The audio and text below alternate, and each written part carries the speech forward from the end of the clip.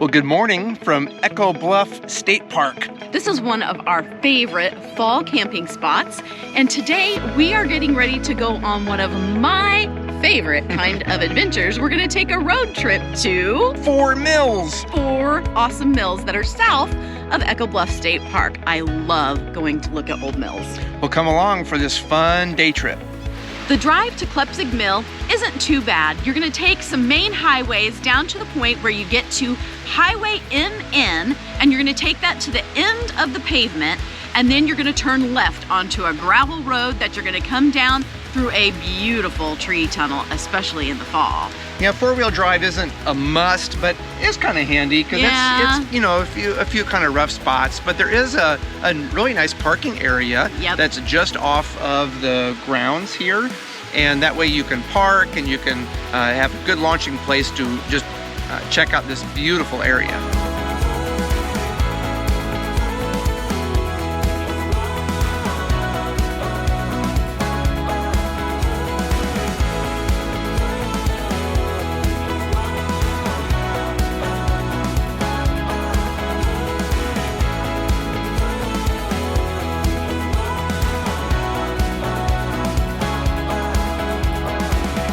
One of the neat things about Klepzig Mill is that it's actually on the Ozark Trail, which is the longest trail that goes through the state of Missouri.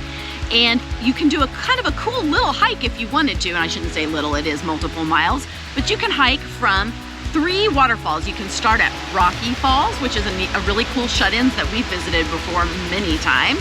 Then you come on down the Ozark Trail, you hit here at Klepzig Mill, where you're going to see Klepzig Falls and shut-ins. And then if you go a little further deep down the trail, you can actually get to what is called Buzzard Falls, which is another really cool like shut-ins type area. It's really neat, fun way to hike. Klepzig Mill is a small turbine mill on Rocky Creek. It was built in 1928 by Walter Klepzig. It's on a 121-acre property that was once the Klepzig Mill and Farm. And the construction type was that of a sawmill house, which replaced log construction. One of the great things to do when you're down here at Klepzig Mill is to spend some time exploring the shut-ins, doing some rock scrambling, and playing in Rocky Creek.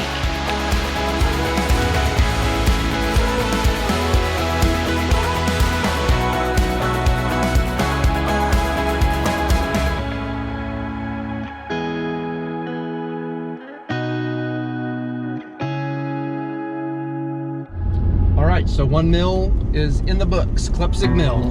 Yes, let's go hunt for more. Do you know where we're going next? Falling Spring. Falling Spring Mill. All right. Let's go. Let's go.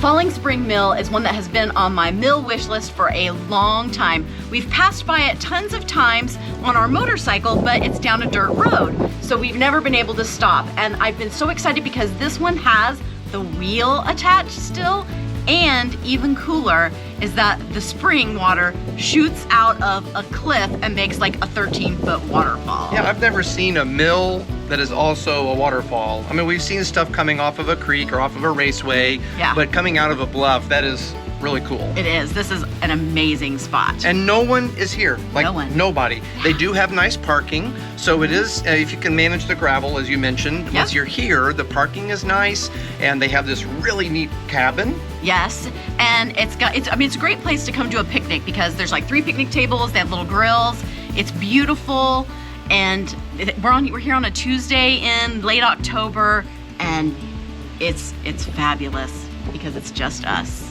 and the fur balls. Let me see if I can remember. There were 4 things that this mill was used for. Okay. Now we're standing on the porch of the house right now. This was Yes. built in 1851.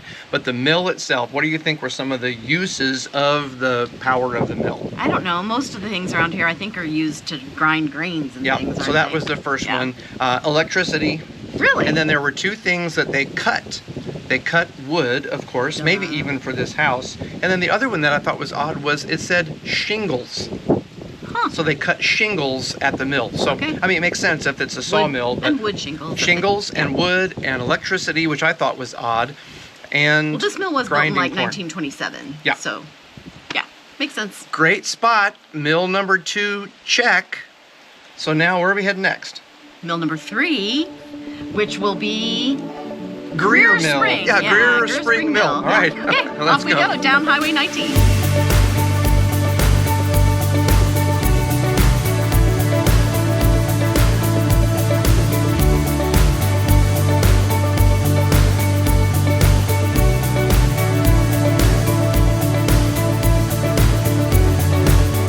So here we are in Greer, and we have a triple bonus because we get a hike, we get a spring, and we get a mill. So come along with us as we go on the Greer Spring Trail.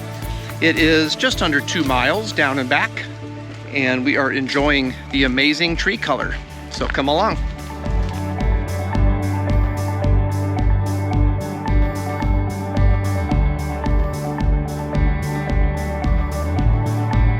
Greer Spring is actually the 2nd largest spring in terms of volume per second. It kicks out 360 cubic feet of water per second, which is a little behind Big Spring near Van Buren, but it's more than Mammoth Spring or Bennett Spring.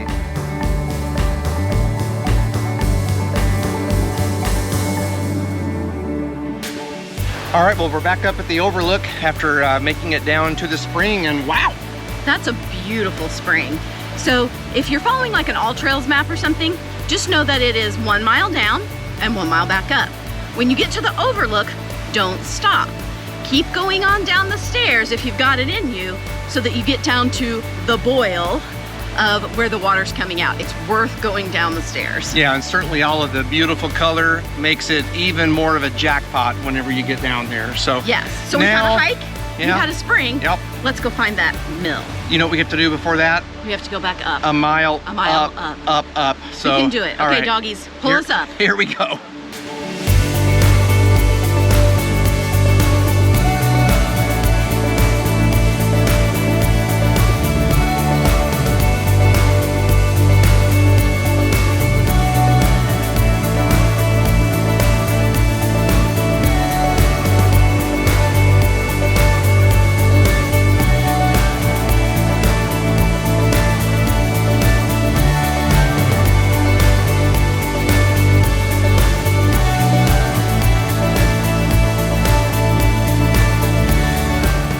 This is actually the 3rd mill that is on this site that was built by Samuel Greer. He moved to the area around 1859 and started construction on this mill the next year in 1860. Yeah, so this mill is very interesting because it is right off the highway and it is not near the water at all.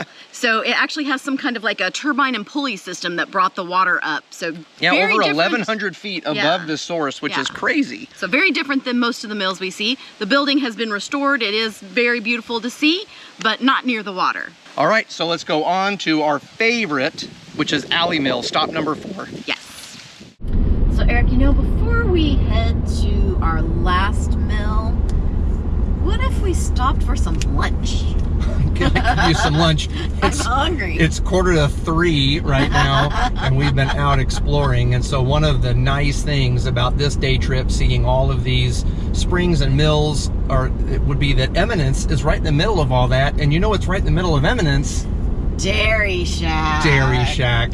Dairy Shack is one of our staples. Yes. Whenever we camp at Echo Bluff, we usually find ourselves at Dairy Shack every other day. Multiple times.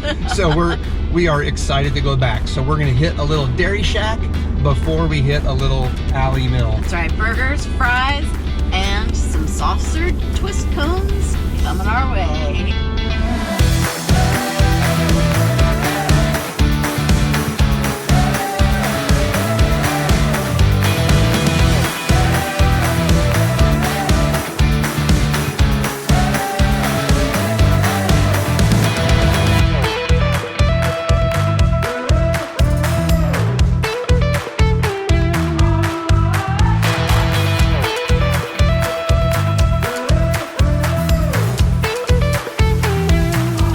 Sometimes you have to ride your horse to Dairy Shack. All right, what'd you get? Mushroom Swiss burger and fries. I got a bacon cheeseburger. And it's way past lunch, so it's time to eat. Horsies.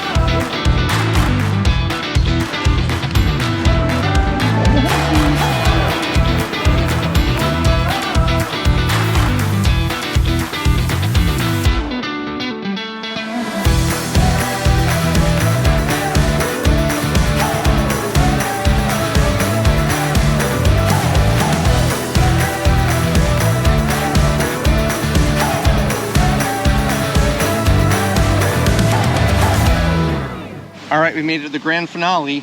Yes. So Alley Mill is the most photographed mill in the state of Missouri, and you can see why. It is a huge, beautiful red mill kind of out here in the middle of nowhere. You know what a cool fact is? I don't. It was built by George Washington. Like okay. George Washington? It was built by George Washington McCaskill. Uh-huh. Pretty good, huh? No. Okay, well, let's go check it out. Okay, kidding aside, this place used to be called Mammoth Spring and later Barksdale Spring, but the post office thought those names were too long, and so the village was renamed after a prominent local citizen, John Alley. Current mill was built in 1893 and 1894 by George Washington McCaskill as a merchant mill, and it replaced an earlier mill that was on this site built in 1868. One of the cool things we love about this mill is the amazing red color that stands out so much, but originally it was unpainted and then it was painted white with green trim, but we love that red color. The spring is actually the 7th largest in Missouri with a discharge of 81 million gallons a day, and it is super chilly, 58 degrees Fahrenheit year-round.